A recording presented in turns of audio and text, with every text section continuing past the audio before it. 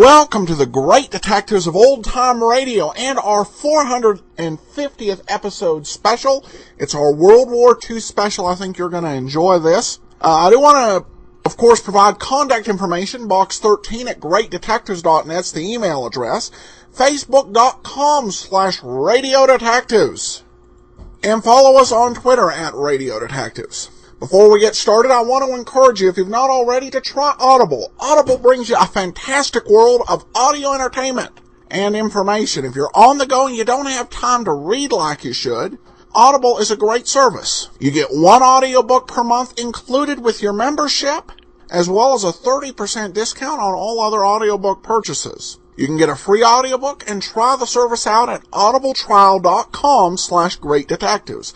That's audibletrial.com/greatdetectives to start your trial and get your free audiobook. Well, I was actually thinking of doing something else for this 450th episode special, but then the Old Time Radio researchers released their certified set of Suspense, containing all the available episodes of the show, and most in really much improved audio from what's been circulating. And that's the case particularly with the second episode we'll play. We're going to play 2 episodes of Suspense. And these episodes are going to center around World War II. We've heard a couple of episodes of other programs that came during the middle of World War II. But I've listened more and more to a wide variety of different programs. And World War II changed a lot of writing. It provided some very good, easy villains, some situations of real danger that might arise, as well as some high-stakes gimmicks. Suspense, of course, began its incredible 20-year run in 1942 over CBS. And so it had several World War II-based episodes. And I thought these would be particularly interesting to listen to, as we have such a diminishing number of World War II vets out here. Well, up first is one of the earliest Suspense episodes, the 18th episode from November 17th of 1942. It was written by John Dickson Carr, and I think this is the first time we've run into Carr's work. He was known as one of the great authors of the golden age of detective stories that's really been forgotten. His most famous character was Dr. Fell. He also created Colonel March of Scotland Yard. His mysteries at their best were really puzzle-based, and I think you'll see that reflected in today's episode. And now, as you're about to be told by the CBS announcer, a tale well calculated to keep you in suspense. Menace in Wax.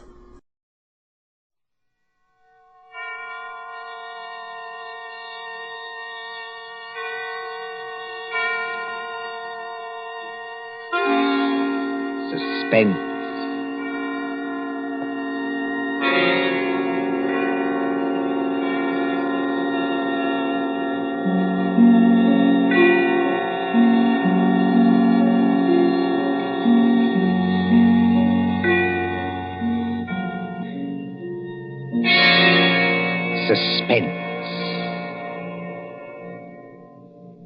For Suspense, tonight we present Menace in Wax by John Dickson Carr.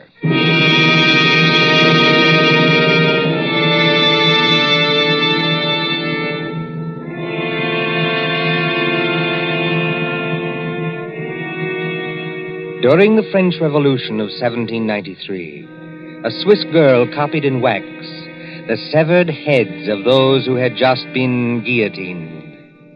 She married a Frenchman named Tussaud and came to London, and she founded Madame Tussaud's Waxworks.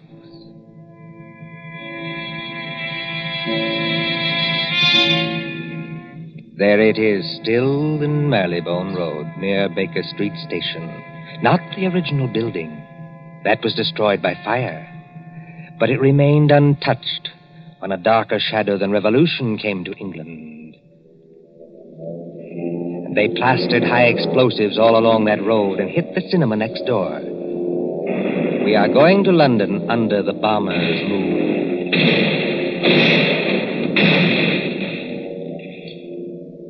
Late one night in March of 1941, a young man hurried up to the great glass doors of Madame Tussaud.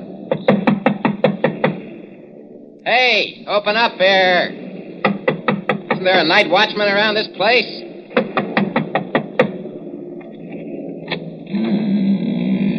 There is, Governor, and I'm him. Now, what do you want at this hour of the night? My name is Rogers. I'm from the Daily Record. Oh. If you'll let me get inside, I'll show you my press card. Didn't you get any orders about me? Well, maybe I have at that.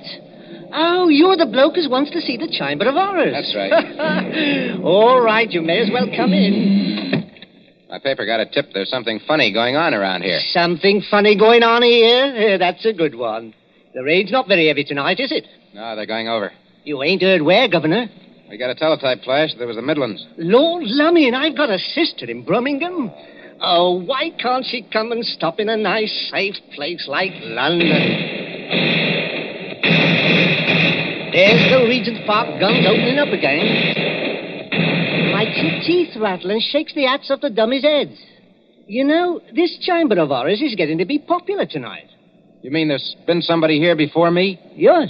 A woman? That's right, Governor. About 5 feet 2 inches tall, very pretty. If you like 'em, brunette and big-eyed and a phony French accent. No, Governor, no. This was only an old lady that lost her handbag. Oh, thank the Lord for that anyway. Now then, what is going on around here? Well, I don't know, Governor. You'll have to ask Pearson about that. Who's Pearson? Oh, he's the bloke that's the watchman down there. He's old and he imagines things. He phoned your piper. Have you got an electric torch? Yes. Then go straight on through the marble hall and down the stairs on your left. And don't speak to the policeman, 'cause he's wax. Yes, that's the way, Governor. That's the way to the Chamber of Horrors. Thank you.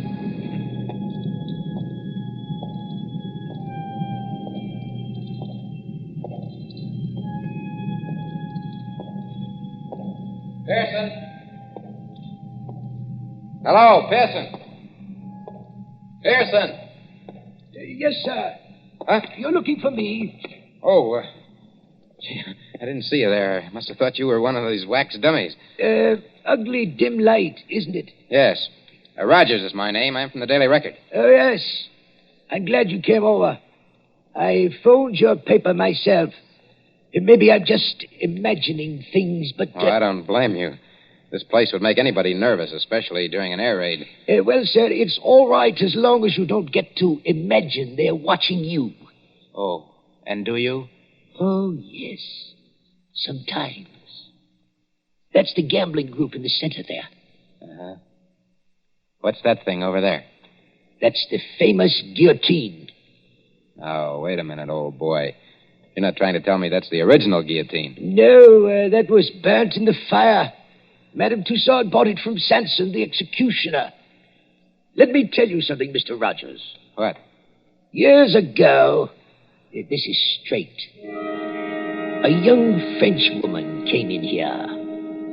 There was nobody else in the place. She thought it'd be great fun to say she'd put her neck in the same guillotine as Marie Antoinette. So she climbed up on that platform.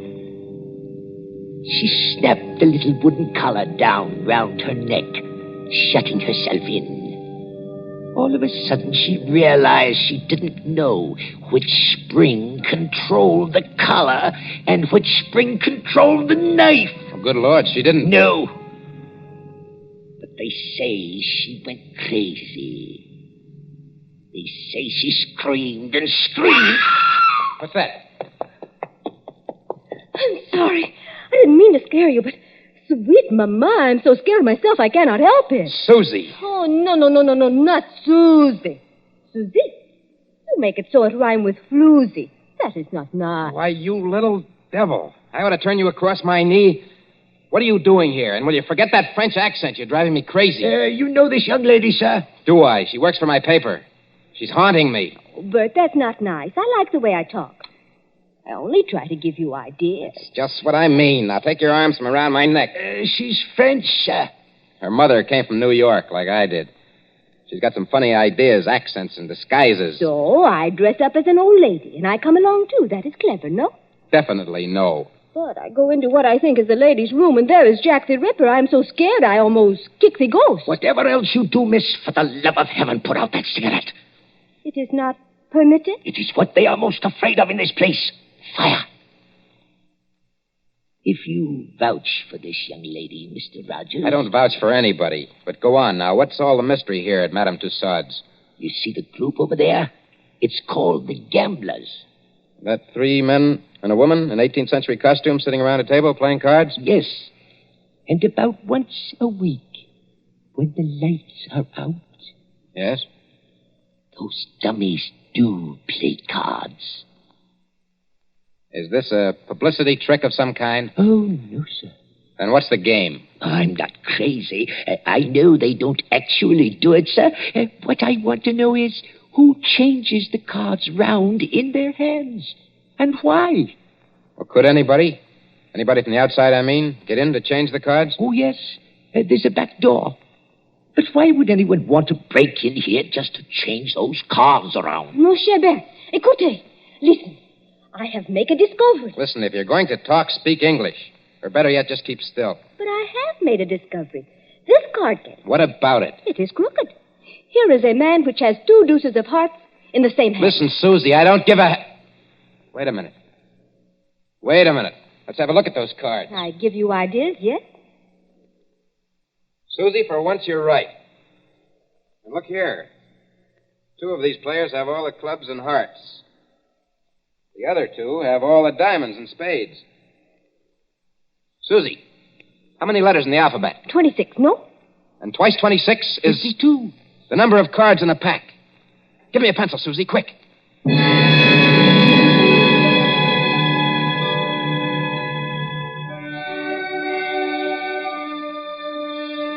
The War Office, Whitehall. MI5, headquarters of military intelligence. There next morning in the map room used as an office by Colonel Warrender. Mr. Rogers, I'm a busy man. I appreciate that, Colonel Warrender. Anyhow, sit down. Thank you, sir. Now, what's all this? These cards you claim form a code, is that it? Yes, sir. Now, look, sir. Let each letter of the alphabet represent a card in clubs and hearts. That's 26. And then? And then when you get to the middle of the message, switch the alphabet over to diamonds and spades. Then you won't keep on repeating. Now, will you read what I've got written on this piece of paper? Jack of diamonds, Q. 3 of clubs, F. Well, that doesn't seem to mean much. Oh, never mind the cards, Colonel. Just read the letters. Q, F, A, C, T, O, R, Y. Yes, sir. Q Factory. Go on. Just a moment. What is that infernal noise? Johnson Burroughs! Don't bother with that, sir. Just read the message, please. Oh. Q Factory. 10 p.m., 15th. Today's the 15th of March, Colonel. Oh, all preparations made. Use dive bombers. See. This message was left openly. So openly that nobody ever noticed it. Yes, the trick's been tried before. No contacts, no gatherings, no letters that might be intercepted. A whole spy ring could walk through that wax museum and read the message without being seen. You newspaper men trying to teach me my job? Oh, I'm sorry, sir. I only... No, go on. Well, don't you see? 3 or 4 little boats with portable wireless sets go down the Thames estuary. When they're beyond pursuit, they send that message by radio. Somebody listens. And it's no secret in Fleet Street, sir, that Q Factory is out in the wilds of Gloucestershire. There's no secret anywhere. And that we're making the Shaftesbury bomber out there. So tonight, unless we do something about it, they're coming over and bomb Q Factory to blazes. That's impossible. Why? Or can't you tell me? I can tell you this much. Yes, sir? Q Factory is so well hidden that even our own pilots can't find it from the air. That's one objection to this message. Any other objection? Yes, this talk about dive bombers. Dive bombers in a night attack. What's the good of a dive bomber if he can't see its objective? Well, suppose somebody showed a light. He'd be shot dead as soon as he showed it. Every inch of country for a quarter of a mile round the factory. A quarter of a mile, Mr. Rogers, is patrolled day and night. Well, just the same, they're going to have a try at it, sir. How? I don't know how. Then, if you'll excuse me, Mr. Rogers... Well, listen, Colonel Warrender, will you give me a pass to go down there to the factory? Certainly not. No one's permitted to go there except the workers. How is the place defended? There's a night fighter station nearby, and several batteries of 4 3.7 guns. Then give me a pass to the fighter station or to the gun post. That's a legitimate newspaper request. Well, I might manage a pass to one of the gun posts here. Then you'll do it? Well, what on earth is that infernal row? It sounds like somebody locked up in a coat cupboard. Yes, as a matter of fact, Colonel, it is somebody locked up in a coat cupboard. A young lady, so-called. A young lady? Who locked her up? I did. And just what the devil do you mean, sir, locking up people in coat cupboards in the War Office? Well, she's a bit excitable, Colonel. I thought that she'd better not see you. Oh, thanks for the consideration. There's just one other favor I'd like to ask. As well? If she asks you for a pass, don't give it to her. Don't give it to her under any circumstances. What's her name? Susie Dubois. You're rather too late for that, young man. The Public Relations Office granted her a pass 2 hours ago. What? Oh. A woman to an anti-aircraft battery? This is what we call a mixed battery. Women on the guns as well as men. She said it would make a good human interest story for the press. I must say, I agree with her.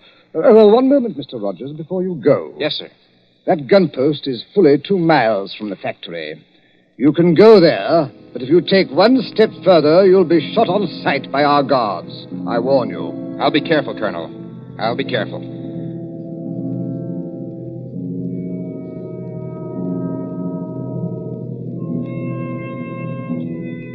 Somewhere in the West Country, a yellow moon shines over bare trees.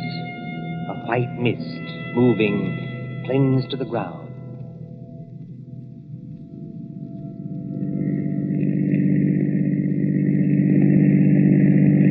Susie, are you sure we're on the right road? Mon cher, they have taken away all the signposts in case there is an invasion. I know that.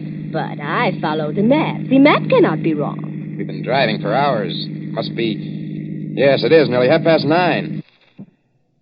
Half an hour to go. Trees, and still more trees.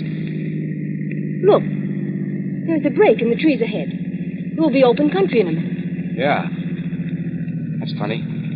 Look how deep the leaves are here on the road.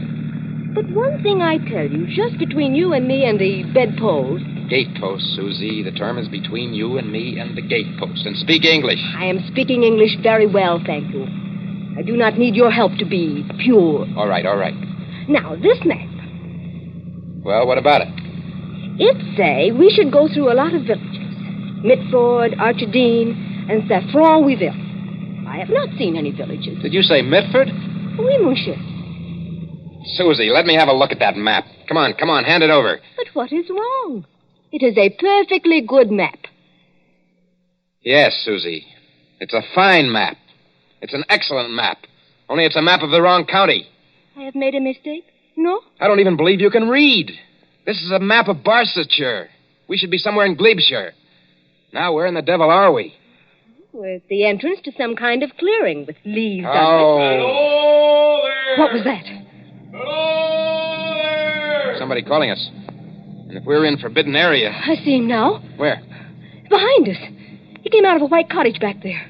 He's a big, heavy man. With a mustache. Never mind the mustache. He's wearing some kind of a uniform and he's got a rifle. You think he plug us? No? I think it is not unlikely. Get out those War Office passes of ours. Quick. Good evening, my friends. Good evening. Can you tell me... No, we don't mean any harm. Can you tell me what time it is? Oh, what time it is?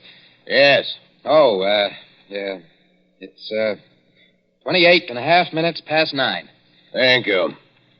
I will keep you covered while I set my watch. There. My next question is, would you like me to shoot you both? No. Listen, Mr. McAllister. Captain McAllister. That's right. Captain, this girl, she's been reading the wrong map. You see, we don't even know where we are. You're in Hollywood Forest, my friend. Hollywood Forest? Is that good or bad? And you don't know what's just beyond the edge of this clearing? No. There's a big open space of 1/4 mile. In the middle of that open space... Q Factory. We're right on top of it. Then you have heard of Q Factory, my friend. Captain McAllister, we're from the War Office, and we've got passes to prove it. Let's see the passes. We were trying to find gun site number... I've forgotten the number. But it's here on that card. You've passed the gun site. 2 miles back up the road. All right. Here are your passes. What are you going to do to us? I'm not in the regular army. You can thank your stars I'm not. I'm forestry preservation. Oh. You are not going to chuck us in the cooler, even? No. Now turn that car around, get back along this road as fast as you can. If they fire at you, as they probably will... Oh, I wish I am home. Pray no more, I wish I am home. Well, then hope for the best. My watch had stopped, and you did me a good turn. Now, hurry along. Hurry.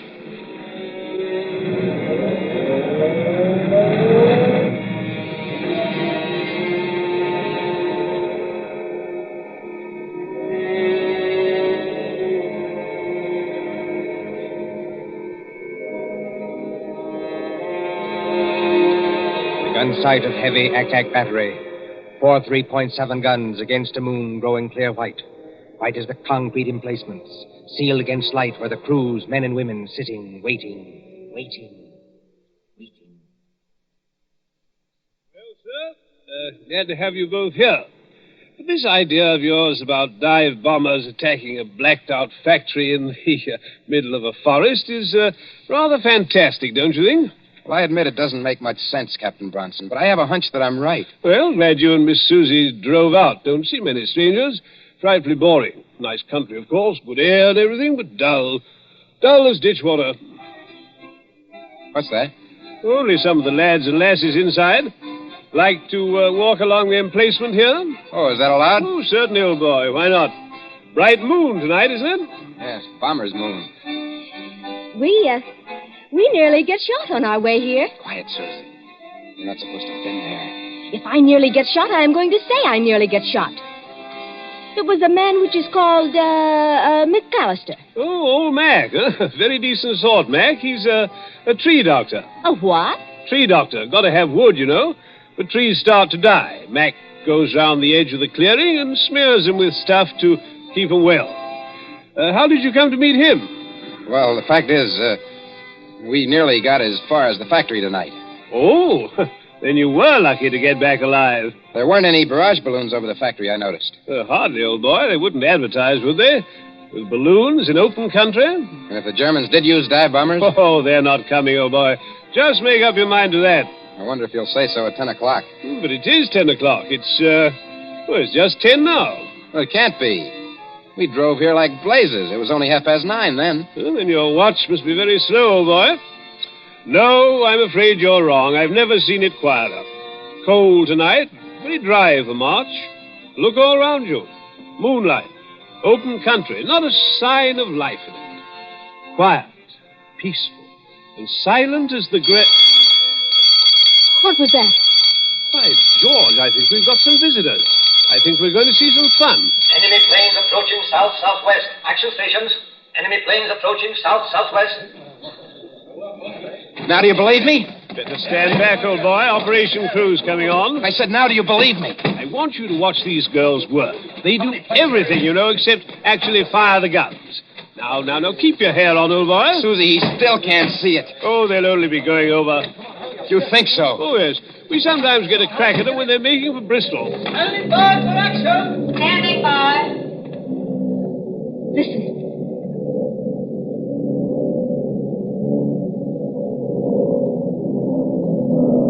I have heard that noise 1,000 times, but every time I hear it, I get sick.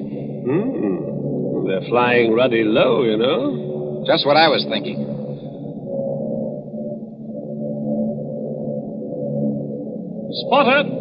Spotter! Any identification? Junker, 88. Dive bombers. Height, 5,200. Now, look here, you two newspaper people. Yes, sir? There might be things popping, you know, can't tell. I'd like to get below. No, thanks. I don't like this, Bert, but I'll stay too. Rangefinder! Rangefinder, on target. Look here, you two. Those War Office passes you gave me, I'm not supposed to keep them. Oh, I'd better give them back, just in case. Predictor, on target. Here we go, ladies and gents. Fire.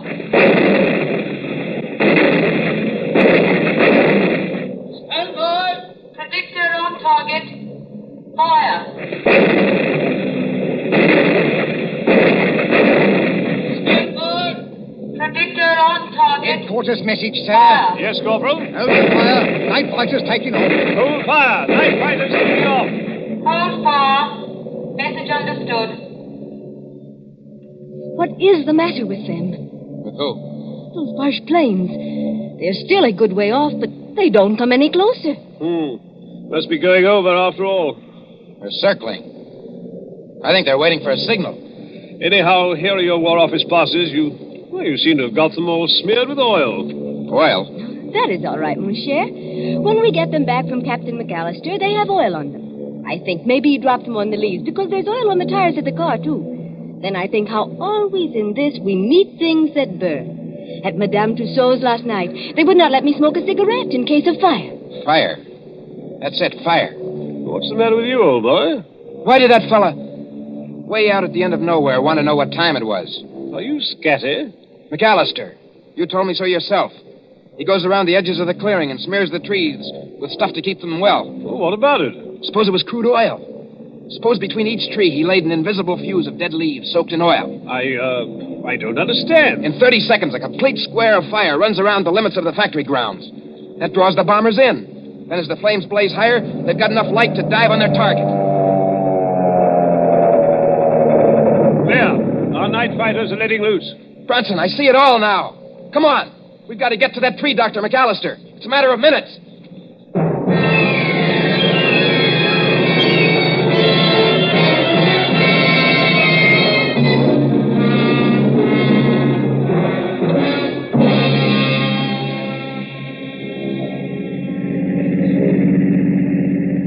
Susie, is Bronson following in the car behind us? Yes, he's following, and men with rifles. We've got to get to McAllister's cottage. This McAllister... I'll bet you 10 to 1 the real McAllister is either dead or tied up in that cottage. The fellow we saw was an imposter. Look out, Susie. Keep your head down. Oh, those fighters. They will chew up every younker in the place. They have not got the chance of a snowshoe in heaven. No, Susie, not a snowshoe in heaven. You mean I know you are English at a time like this, but I cannot understand. Look out! I don't see why he hasn't set his signal off. What is delaying him? Why don't he strike a match when the bombers come over? Because he's a good Nazi. A good Nazi? My watch was slow, don't you remember? And I gave him the wrong time. He had orders to strike his match at 10 o'clock, and he'll not do it until 10 o'clock if there are 500 planes instead of 20. Bert, I see him. Where? Far up the road. He's running. Yeah, that's him. Think we can reach him before he gets to the clearing? Not the chance of a snowshoe in heaven. Signal Bronson to pass us. A long shot with a rifle might... Bert, one of the Junkers is hit. Huh? He's right over us. That's not all. He's unloading his bombs. The whole stick's coming straight down our direction. Keep your head down. I want to see. Put your arms over your face.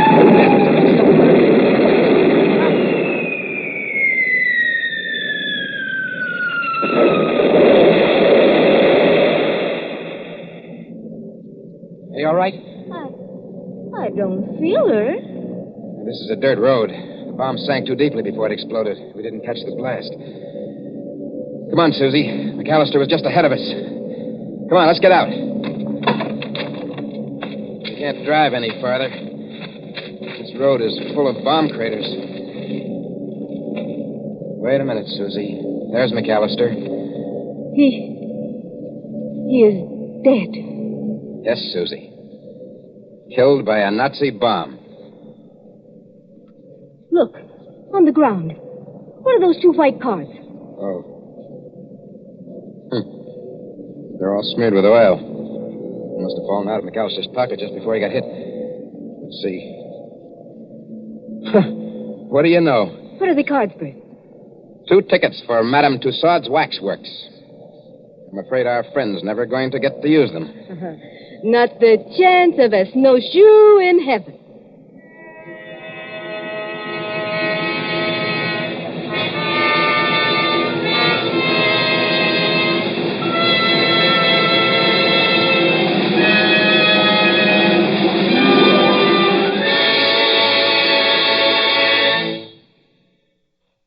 And so ends Menace in Wax.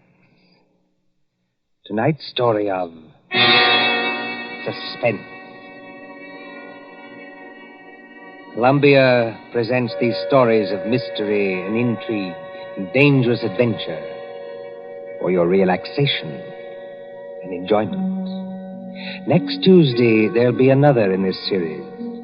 Same hour, 9:30 Eastern Wartime. William Spear, the producer.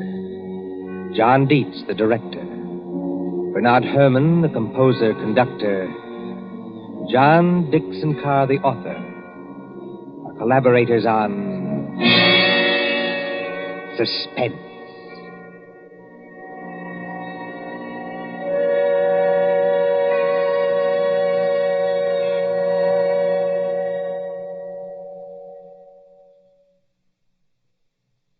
Here is a message of vital importance to every person who drives an automobile in America. There is wide misunderstanding about gasoline and rubber, and the government wants the following facts brought to everyone's attention. Actually, there is no scarcity of gasoline except in some parts of the East. But nowhere in the country is there enough rubber for military and civilian use. Starting 2 weeks from today, December 1st, mileage rationing goes into effect. This means that no car owner anywhere in the United States will be able to buy gasoline without a mileage rationing book. The purpose is to conserve the rubber we have by eliminating all unnecessary driving. When we think of the tremendous distances our mechanized army is traveling in North Africa and the long road to victory that still lies ahead, this extra effort on our part is slight indeed. Remember, everybody is going to have mileage rationing, so why not be prepared? The best way each of us can save rubber is by sharing our car with others. Let one car do the work for 2 or 3. So why not arrange with the neighbors tonight and start sharing the car tomorrow? It's the one real, important contribution that every automobile driver can make. Don't be a lone rider. Share your car and do your share for victory. This is the Columbia Broadcasting System.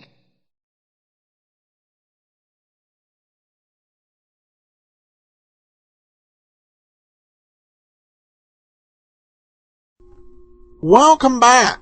Well, I have to say, I found that the cipher with the cards to be pretty clever, and probably a real fantastic highlight of this episode. Listeners will form their own opinions of the female sidekick in this particular episode, but I guess quite an eccentric nevertheless. The one part that I found a little bit unbelievable was how our hero explains in detail, okay, this is how the cipher worked. And MI5 is like, nah. But seriously, a very good episode. And of course, this episode also works to introduce folks to gas rationing in the public service announcement, which ironically enough had nothing to do with gasoline shortages. And of course, eventually there would be those posters, he who rides alone rides with Hitler. Now we're going to turn to another story, almost 2 years later. This one is a very special episode of Suspense. It stars Miss Lena Horne, the great singer and actress. During World War II, soldiers stationed overseas had their favorite actresses and glamour girls. Among African-American soldiers, Lena Horne was it. So this would definitely have been popular with troops overseas. This is one of the episodes where we really have got to owe a debt of thanks to the Old Time Radio researchers group. Earlier versions of this episode, the musical parts were kind of garbled, with low quality in those sections of the audio. But this one comes from the OTRR, and they really did clean it up nicely. So from November 9th of 1944, with Lena Horne and our old pal Wally Mayer, here now is You Were Wonderful on the Great Detectives of Old Time Radio. Now, Roma Wines present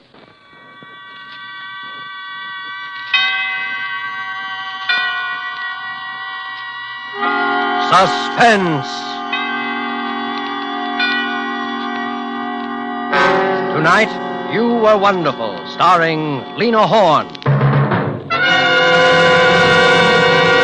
Suspense is presented for your enjoyment by Roma Wines. That's R-O-M-A, Roma Wines. Those excellent California wines that can add so much pleasantness to the way you live, to your happiness in entertaining guests, to your enjoyment of everyday meals.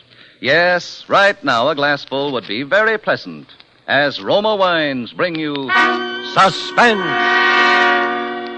This is the Man in Black, here for the Roma Wine Company of Fresno, California. Tonight, Roma Wines bring you as star the remarkable American singing actress, Miss Lena Horne, who has recently returned to Hollywood following a triumphal Eastern tour to resume her picture career at the studios of Metro-Goldwyn-Mayer, in whose Technicolor production Ziegfeld Follies she will soon be seen. Tonight she appears as a noted entertainer called Lorna Dean, who found herself embroiled with dangerous intrigue and murder in a South American capital. And so with You Were Wonderful, and with the performance of Lena Horne, we again hope to keep you in suspense.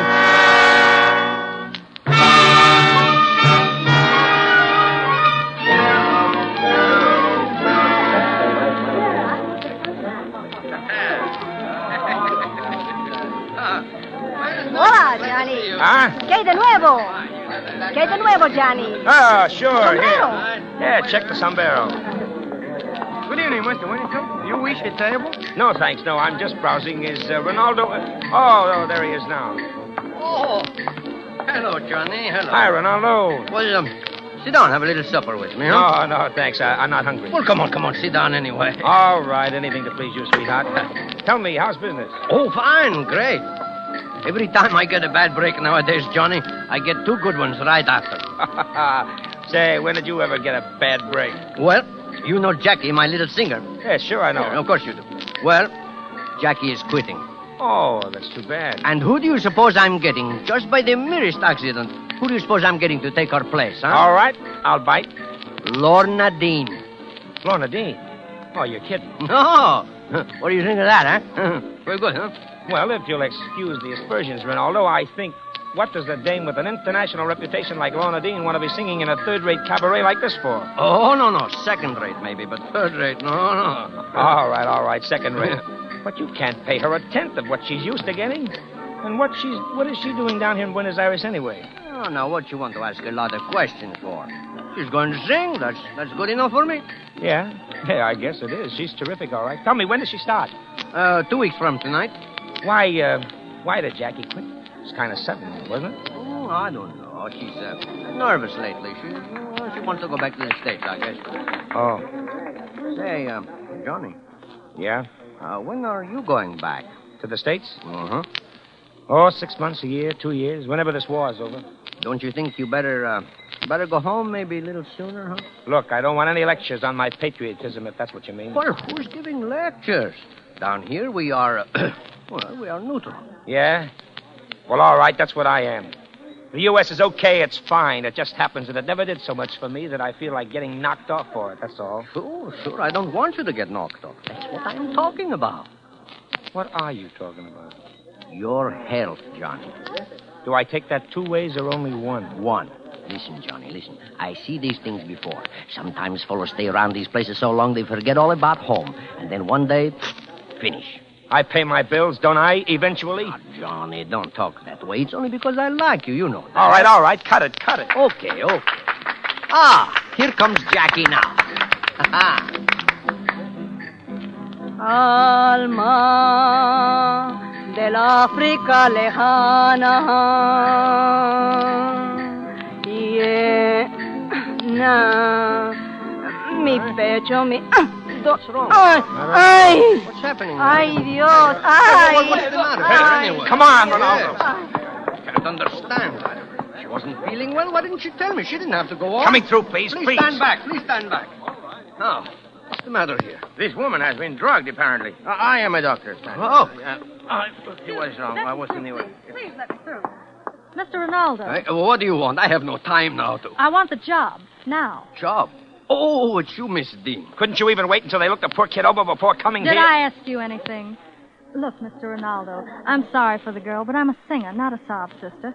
I was going to start in 2 weeks anyway. I might as well start now. Well, all right then, until Jackie can come back to finish out. Oh, yeah?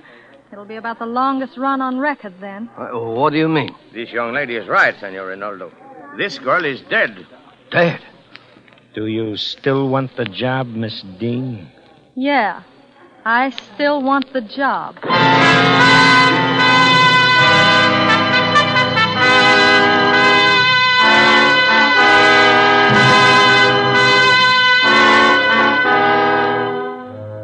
Tonight, for Suspense, Roma Wines are bringing you as star Miss Lena Horne, whom you've heard in the prologue to You Were Wonderful by Robert L. Richards. Tonight's tale of Suspense.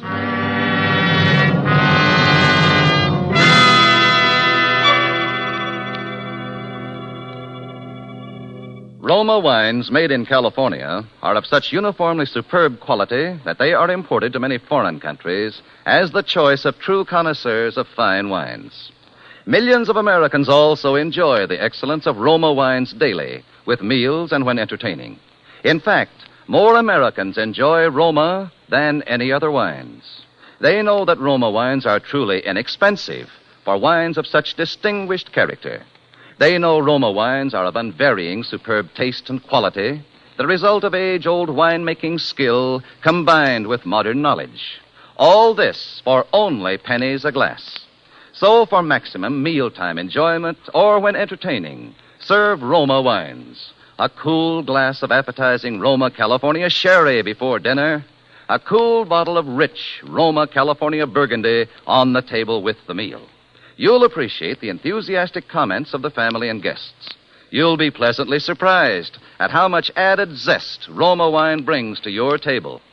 Tomorrow, ask your dealer for ROMA, Roma wines. If he is temporarily out of Roma, please try again soon. Remember, more Americans enjoy Roma than any other wine. And now we return to the scene of our drama, Rinaldo's on the waterfront of Buenos Aires, where a famous American entertainer, Lorna Dean, takes the spotlight from a dead girl to begin the strangest singing engagement of her career. A situation well calculated to keep you in suspense.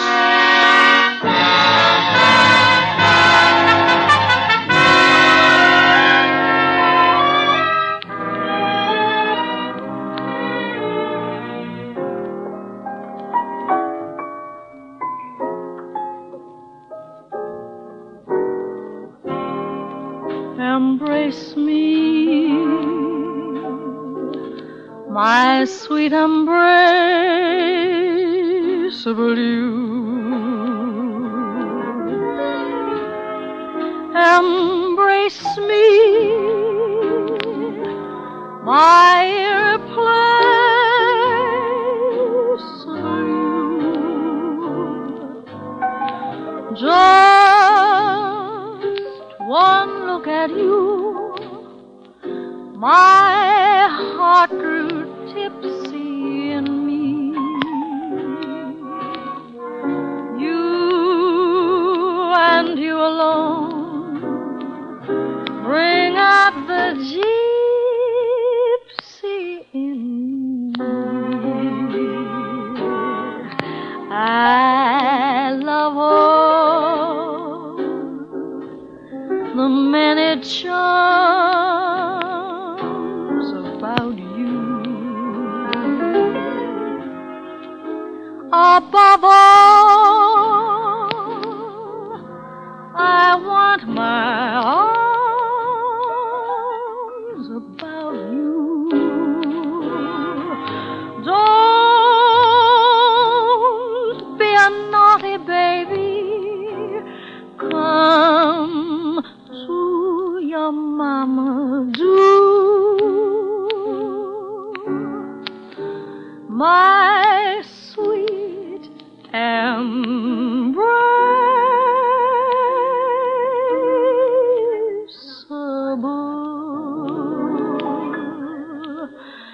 you.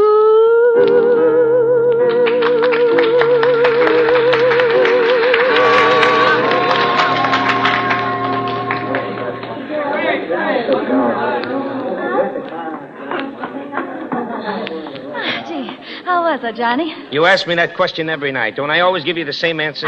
Maybe I just like to hear it. All right, all right. You were wonderful, okay? Okay.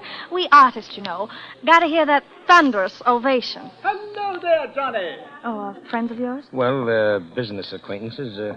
You know him? Well, that tall one's been giving me the glassy eye all through that monocle the last 3 nights. They're coming over. Maybe you want to talk to him. Well, Johnny. Oh, please don't go, Miss Dean. Oh, that's all right. I've got to argue with Ronaldo about a baby pink spot. You know, we artists. See you later, Johnny. Okay. Sit down, Mr. Harmon. Hi, Stingle. Good evening. Terribly attractive girl, what?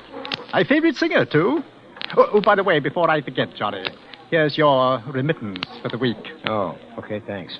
And in that connection, old boy, I'm afraid I must tell you that we're not too satisfied with your work. Well, maybe I'm not too satisfied with the job. Oh, if you're not, it doesn't require such enormous intellectual powers that we couldn't find someone else to do it, you know. Oh, keep your pants on. I didn't say I was quitting, did I?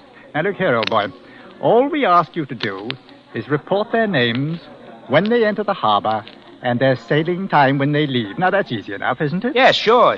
Only to find out those things, a guy has to ask questions. And when you ask questions, people ask questions back. Don't forget that. Oh, you have been reading too many spy stories, Johnny.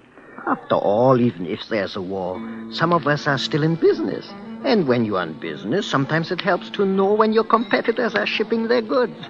Yeah, okay. Only a guy likes to know what he's working for, that's all. About Miss Lorna Dean. I didn't know you were a particular friend of hers, Johnny. Oh, not particular, just friends. She took Jackie's place, huh? Yeah. And there's a couple of questions that nobody has ever answered about that either. I suppose there are. Too bad. Yeah. You know, I'd rather like to have a talk with Miss Dean. What about? Oh, singing. I didn't know you were such a particular lover of music. Oh, rather. Quite go for American folk songs. Primitive, you know. Stir the blood. What? Yeah? Well, here she comes back, and if you want my advice... I didn't ask for your advice, old boy. Now, you just run along for 10 minutes. What for? I want to have a little private talk with Miss Dean. And you don't know enough about music. Okay. Hey, Johnny, guess what Ronaldo... Hey, Johnny! I'll be back when I'm wanted. Oh, please, Miss Dean, do sit down. Well, what was all that about? Let him go. All the better for me, you know. Now I can talk to you. Lance, perhaps you better not. Oh, nonsense. It's quite all right. Well, Miss Dean, it's nice to see you again. I'm still wondering why America's favorite thrush is singing here. Oh, I sort of liked the place. And I wanted to help Ronaldo out of a jam. Jolly good. I must confess I have a weakness for the place myself. Oh, have you? And how do you think Buenos Aires stacks up with Rio and all the other gay capitals of South America, eh? I like it. My tour didn't take me here, but I just couldn't leave without seeing it. Yeah? You know, I've always been a great admirer of yours, Miss Dean. I've heard you sing, I don't know how many times. Oh? Have you been in the States often? Oh, no. England. Shortwave, you know. Your voice carries very well over the wireless. Oh, you're English. Austrian. I lived in England most of my life, though. Now, down here on business. War, you know. Oh, terrible thing, this war. Yes. But I'm afraid it's been awfully disillusioning to a lot of people. Take your people in America, for instance. Not much for them to fight for, is there? Well, a lot of them are fighting just the same. I dare say. Anything better than what they have at home, eh? Strange war, though. The Japanese, now. I understand that they have certain very progressive policies towards the colored races.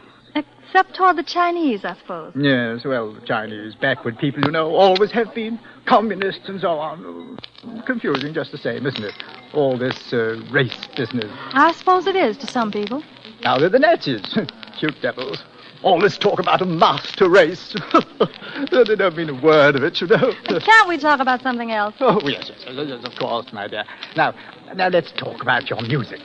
You know, I'm really quite a fan for American music. A bit unbalanced on the subject, actually, I suppose. Oh, really? Yes. So much so that I think I might have a little financial proposition that would interest you. Hey, you. Are you speaking to me? Yes, go on, get out of here. You know what you're saying. What possible reason can you I don't know anything. I don't have any reason. I just can't afford to get into trouble myself. Maybe I just don't like your face. Now, go on, get out. Now, see here, get Ronaldo. out and don't come back. Oh, very well. Come along, Stengel. Good night, Miss Dean. Good night.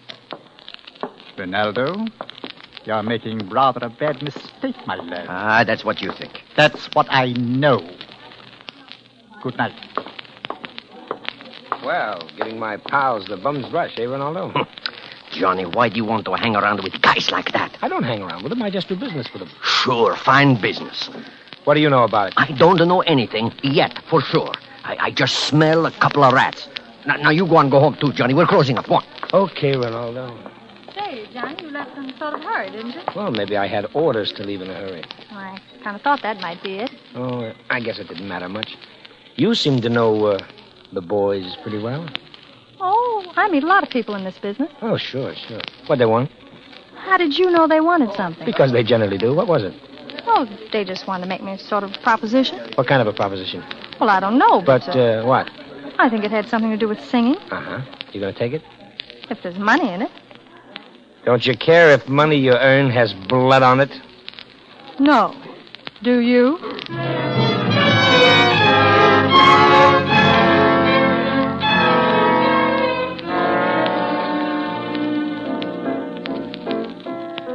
Cause he's done something to me, and my heart won't keep still. Give me 1,000 roses, put my heart in beside them, and send them to the one I love. Bravo! Splendid. She couldn't have done better myself. Is that the way you like it? Oh, yes, rather. You ought to feel flattered, you know. This is the first time I've given an audition since I got my start in show business. Oh, I do hope you didn't mind, but I just couldn't resist asking you to sing it through, now that we've concluded our little business arrangement. And that's all there is to it, huh? I just sing it. That's all there is to it. Well, you're paying for it. I just wish it was a song I did better. Oh, cut out the false modesty. I'll bet you were wonderful. Oh, hello, Johnny. Hi, Stingle. You're up early, aren't you, old boy? Still daylight. I haven't been to bed. I was sitting up with a sick friend. Oh, no. No, not that old chestnut. Only this time it's not. I was with Ronaldo. I suppose you heard. Oh, yes. Too bad. What's the matter with Ronaldo? Oh, nothing now. He's dead. Dead? Yeah. Sudden, wasn't it? Anyone know yet what happened?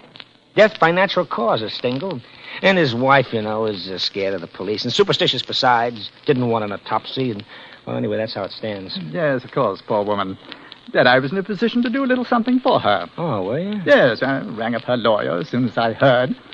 Seems she doesn't feel like trying to run the club all alone, so I bought it. Well, that was nice. Yeah, so you see, you're working for me now, Miss Dean. It won't make any difference, of course. I see. Well, I must be running along now. See you this evening. Goodbye. Yes. Bye. Mm-hmm. So you're working for him now?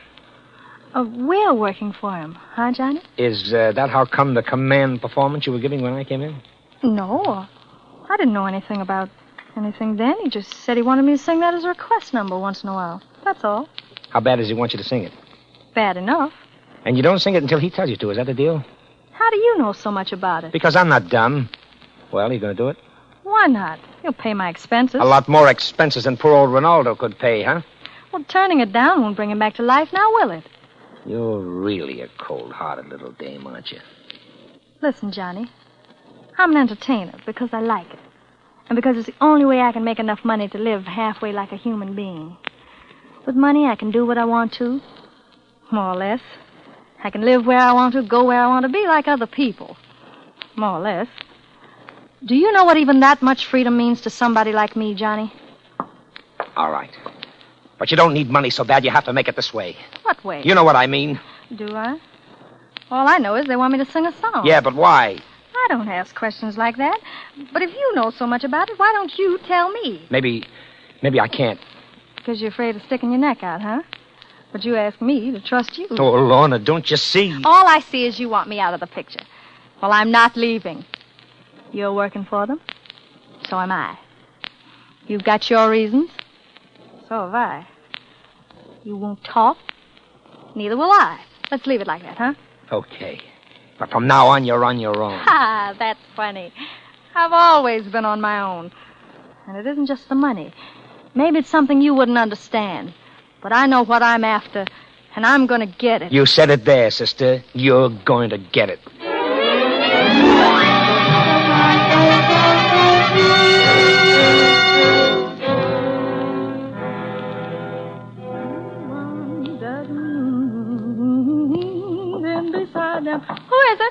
It's me. Ah, come on in.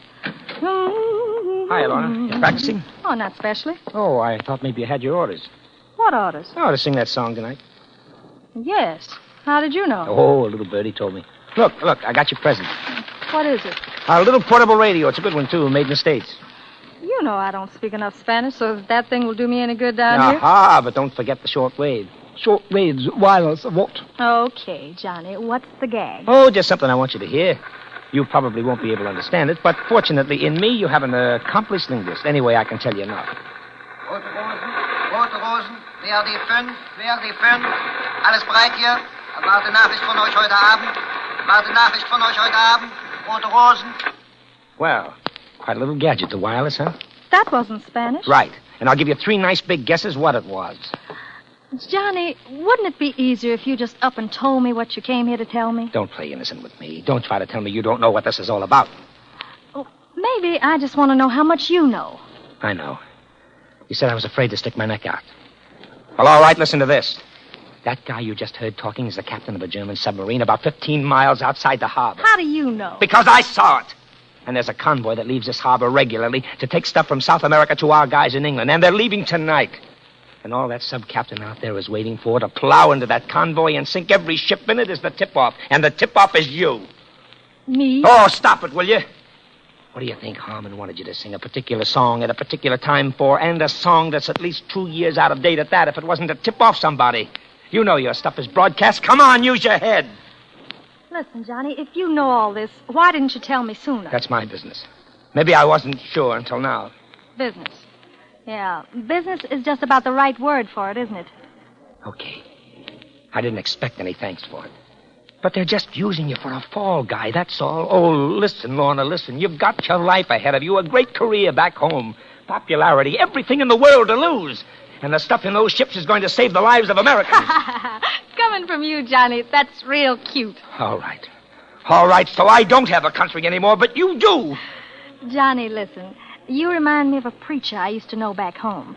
He figured he was such a good preacher because he knew so much about sin. He said he'd sin more than anybody else in the whole congregation. Go ahead. Laugh. Laugh, but I'm telling you for your own good. Get out of town. I can't, Johnny. I've got a date to sing tonight, remember? Who is it? It's Harmon. We're about ready for you, Miss Dean. Oh, time for me to go on, huh? Okay, I'll be right there. Right you are. Okay. That's it. But I hope you know what kind of a spot you're in, because if you sing that song, as far as the public in the States is concerned, you'll be washed up for good. Who's going to say anything, Johnny? Oh. It's a sure thing you won't. Well, it'll get back somehow. And you know what happens if you don't sing it. What? Remember what happened to Jackie? What did happen, Johnny? She tried a double-cross. And the same night she was dead. Now laugh that off. I haven't forgotten. By the way, Johnny, suppose I tell you that I knew all about that submarine out there. What? Now, you laugh that off. You better get out there and listen with your friends. Your table's ready.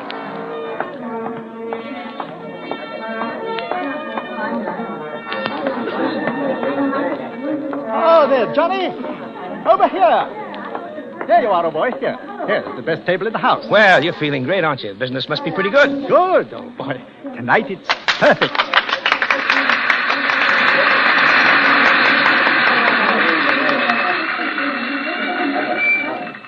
Thank you. Thank you very much.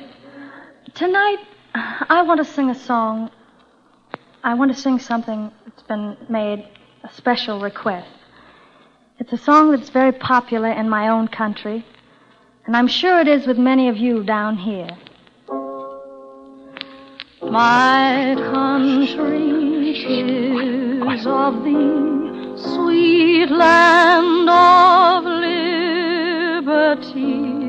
Of thee I sing, land where my fathers died, land of the pilgrim's pride, from every mountain side, let freedom ring.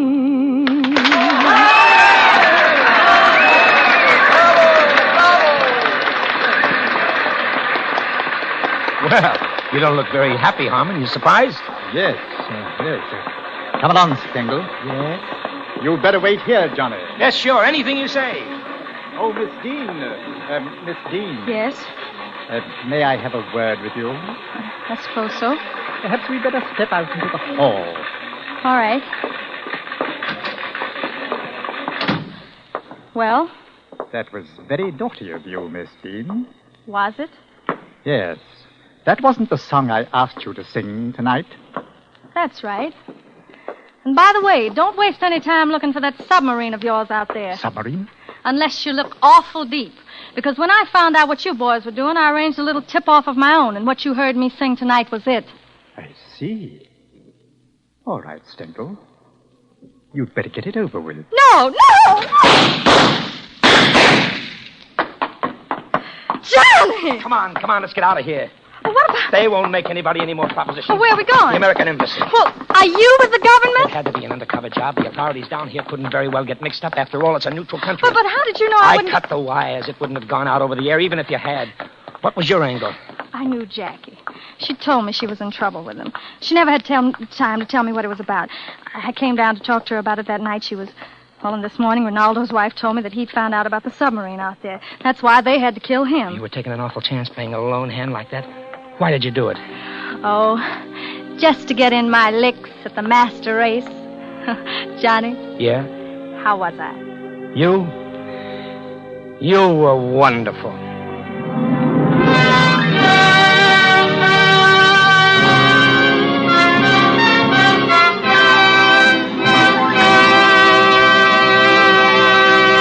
And so closes You Were Wonderful, starring Lena Horne. Tonight's study in Suspense.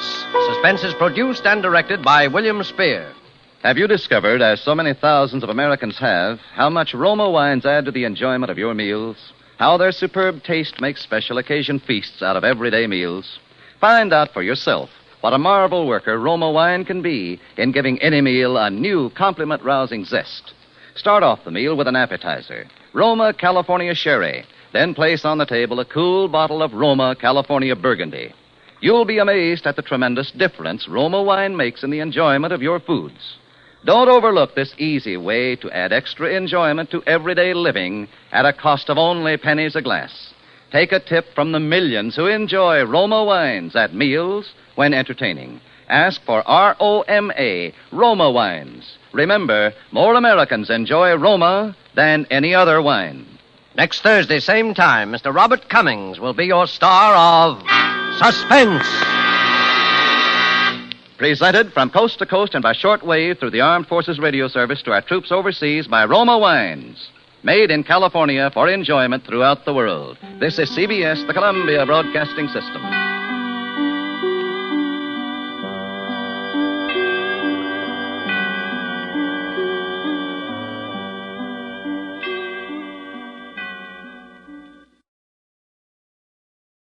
Welcome back. Well, a pretty stirring episode. And like I said, the music, very, very well done. And I think the plot turned pretty well. You didn't really know who was doing what, who was actually loyal throughout the whole episode. And I thought particularly the last time Wally Mayer said, "You were wonderful," it was just very well done conclusion. The only thing I kind of wondered about was if he cut the wire and she was trying to send a tip off to the Americans, weren't they kind of undermining each other? I may have missed something though. Well, that'll do it for this special. I hope you've enjoyed it. And we may do another World War II special someday. Join us back on Monday. We'll get back into the groove of our regular programs then with Barry Craig, Confidential Investigator. And we'll be back here on Saturday in another 10 weeks to bring you our 500th episode special. So we'll look forward to seeing you then. If you have a comment, send it to box13@greatdetectives.net. Give us a call, 208-991-4783. And remember, if you've not already, rate the show on iTunes. But from Boise, Idaho, this is your host, Adam Graham, signing off.